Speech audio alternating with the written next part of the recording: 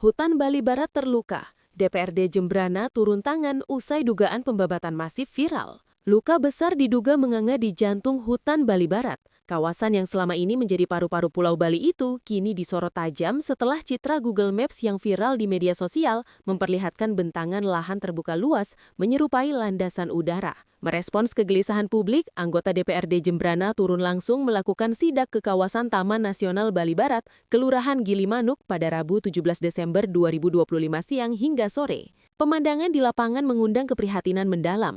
Area hutan yang semestinya hijau dan rapat, di sejumlah titik justru tampak terbuka lebar. Tidak terlihat adanya pohon-pohon besar seperti layaknya hutan yang masih terjaga kelestariannya. Anggota Komisi 2 DPRD Jembrana, Ketut Swastika alias Cuhok, menyebut kerusakan yang terlihat tidak kecil dan membentang dari sisi selatan hingga ke bagian tengah kawasan hutan Bali Barat. Kondisi tersebut memicu keresahan masyarakat Jembrana. Cuhok menegaskan dampak pembabatan hutan tidak berhenti pada hilangnya pepohonan, tetapi berpotensi memicu bencana ekologis yang akan langsung menghantam warga, terutama di wilayah Gilimanuk.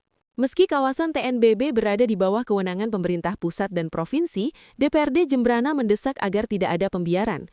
Mereka meminta segera dibentuk tim terpadu yang melibatkan pemerintah daerah untuk turun langsung ke lapangan dan berhadapan dengan pihak-pihak yang diduga membuka lahan. Suara penolakan juga datang dari masyarakat. Perwakilan warga Gilimanuk, IGD Bangun Nusantara, menyebut dugaan pembabatan hutan itu bukan peristiwa baru. Aktivitas tersebut diduga telah berlangsung sejak akhir tahun lalu hingga sekitar April 2025, dimulai dari pinggir jalan raya dan terus merangsek ke jantung hutan. Ia menegaskan menolak keras segala bentuk investasi di dalam kawasan hutan Bali Barat yang selama puluhan tahun menjadi benteng alami yang menjaga keseimbangan lingkungan Pulau Bali.